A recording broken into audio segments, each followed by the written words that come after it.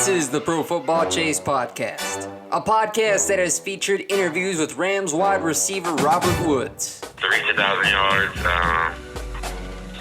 last year, unfortunately, I got hurt midway in the season. But other than that, just working and grinding to get to this point, and finally broke it with a lot of games left. Packers wide receiver Marquez Valdez-Scantling. Just the fact that we got all-pro on the other side of the ball, in Devontae.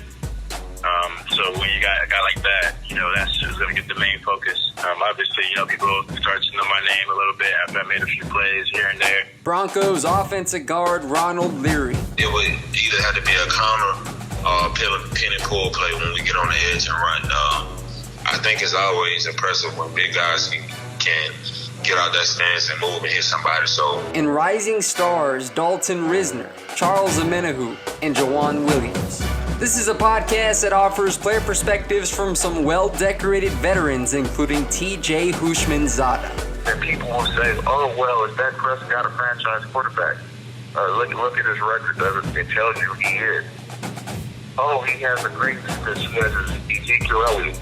You tell me a quarterback in the entire NFL that's not Tom Brady that does more with less." Game previews, recaps, and analysis. Turn the volume up. The chase is on, and the chase is live.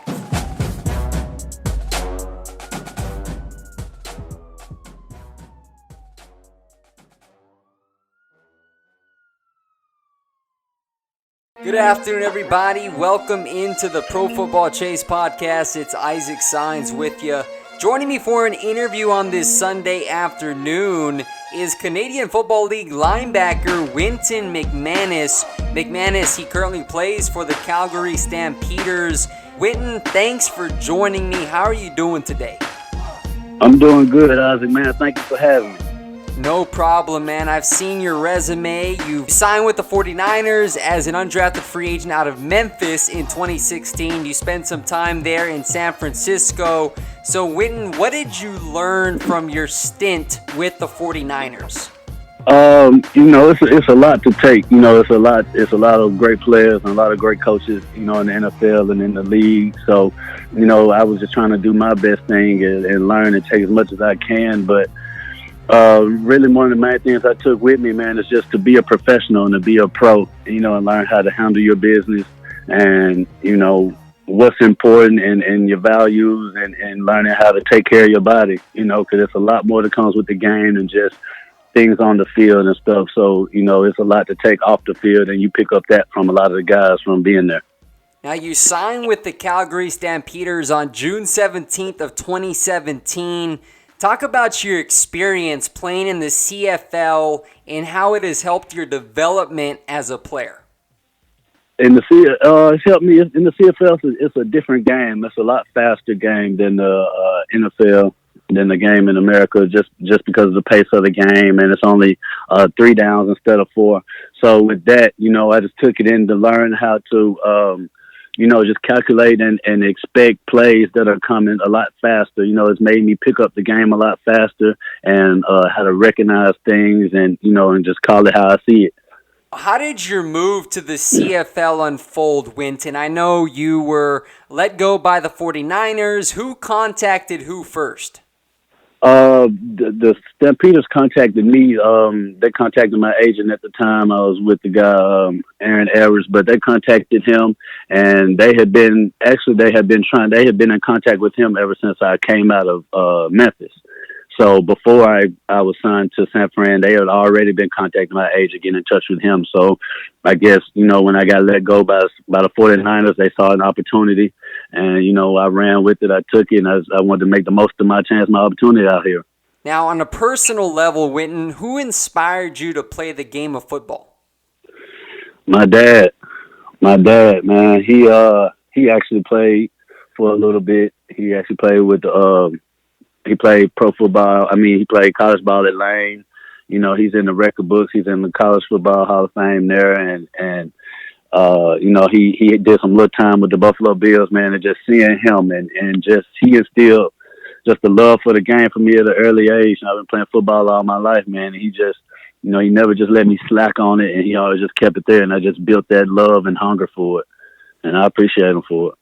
Who in your life keeps you grounded when adversity hits? I know you've experienced some ups and downs in your career, but who would you say is that one person in your life that keeps you level-minded? Man, it's hard to put my finger on just one person, just because my circle is so tight, and so good, and my family, my bond with my family, all the people around me are so strong, so they never let me. My mom, my dad, my sister, my girlfriend actually too, they never allowed me to, get down on myself when things happen or to get too low. They always continue to push me, and, I make sure I lean on them and I lean on my faith, and that just keeps me going always. Now, as you mentioned, the CFL has different rules and regulations from the NFL. So what do you like most about it in the Canadian Football League? Like I said, it's a faster-paced game, so you just get the opportunity to go out and make more plays, more snaps, with it only being 3 downs. So, you get 2 and outs instead of 3 and outs, different than the game. So, it's faster-paced. You're on the field more, and more is coming at you. So it's a open field game. So it's a game where it allows you to showcase your skills, your skill sets, more in the open field tackling and play recognition and passing, being a linebacker, is the game is changing over in the NFL, especially to, more of a passing league now. So they're looking for linebackers that can move around and run. And, I pride myself on being one of those guys that could move around and play pass and play the run and stop the run also. So I get the chance to showcase that up here.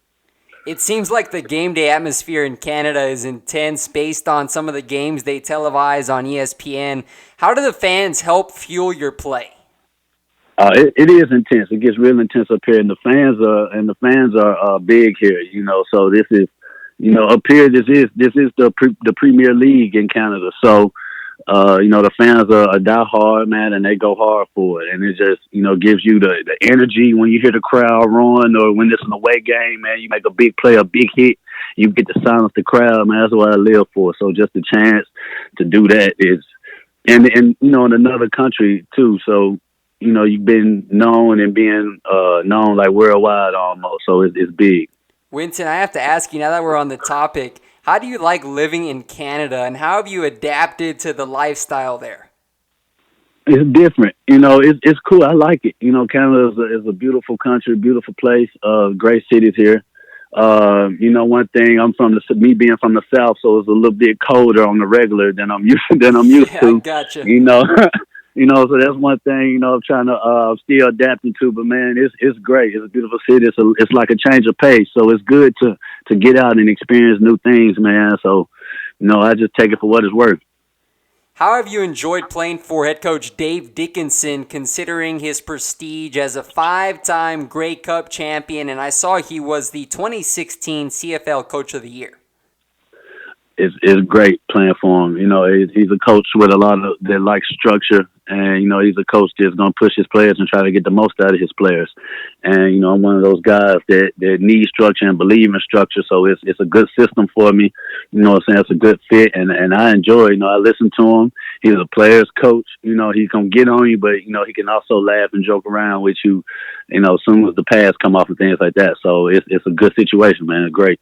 You had your breakout season in 2019, recording 86 total tackles, a couple of sacks, 1 forced fumble. What are your thoughts on your increased production?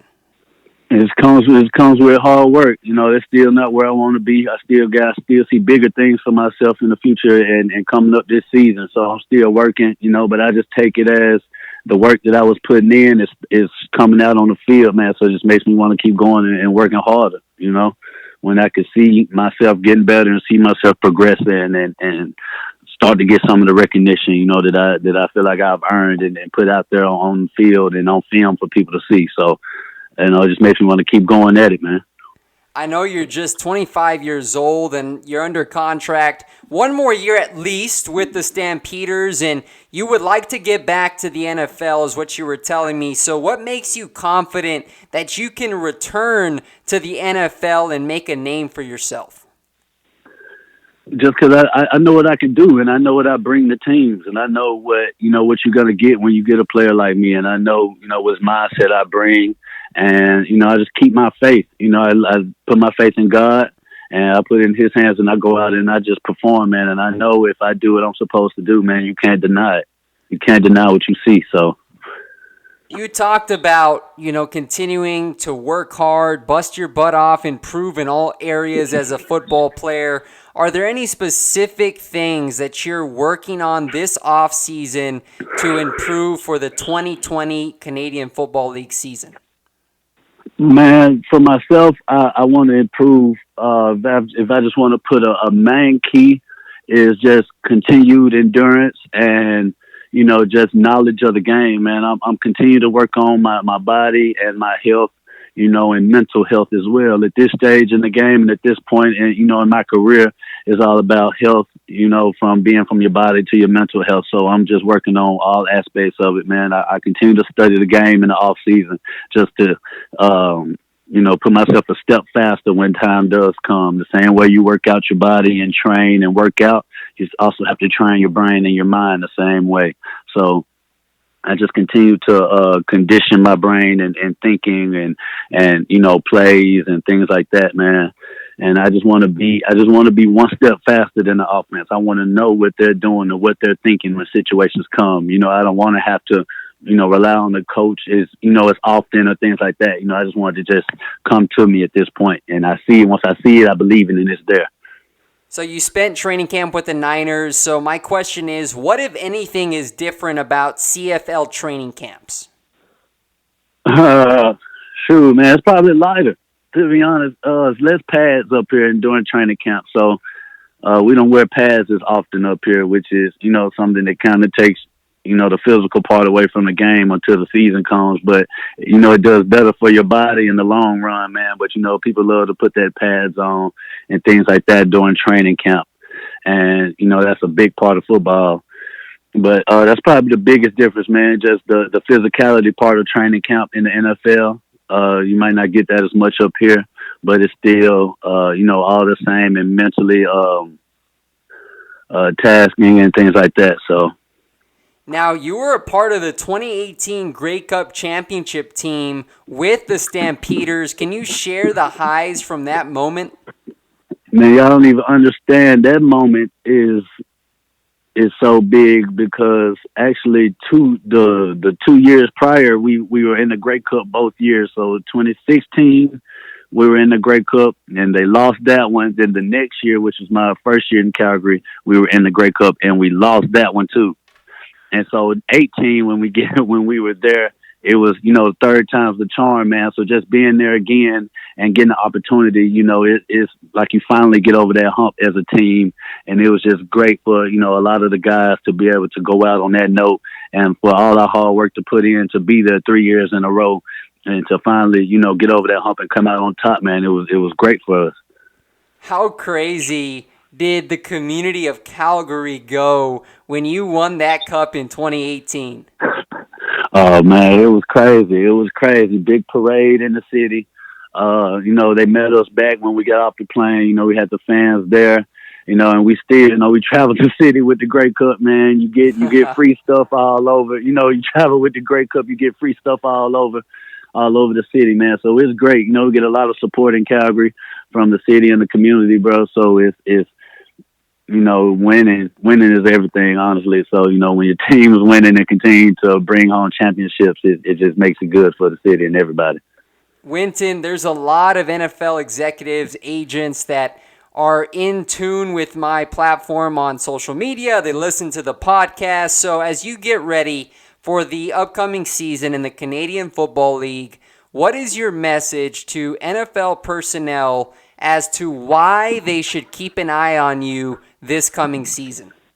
Because I have no quit in me. I have no fight. And, I bring that grit and that grind. I bring that championship mentality to a team. Whether or not I'm coming in as a rookie, first year new guy from the CFL or whatever free agent may be, man, I'm coming with that championship and want to win mentality. And I know what it takes. So, if you want to sign me, want to bring me in, I'm coming with that and I won't stop, man. I know the game and I'm coming to learn and bring my knowledge, what I have with me. Well, Wynton, man, just talking with you, I just sense a lot of positivity. I like your attitude, man, and I know big things are in store for you moving forward. You're still working through the early years of your professional career, so I really wish you the best moving forward, and I know that God's going to open up the doors for you soon, brother.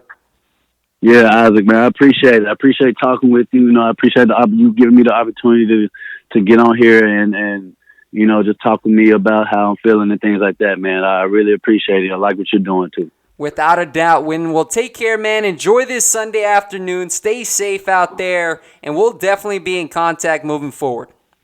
All right, man. Keep your eyes open. I'm coming. All right. Yes, sir. Blessings. All right. Blessings.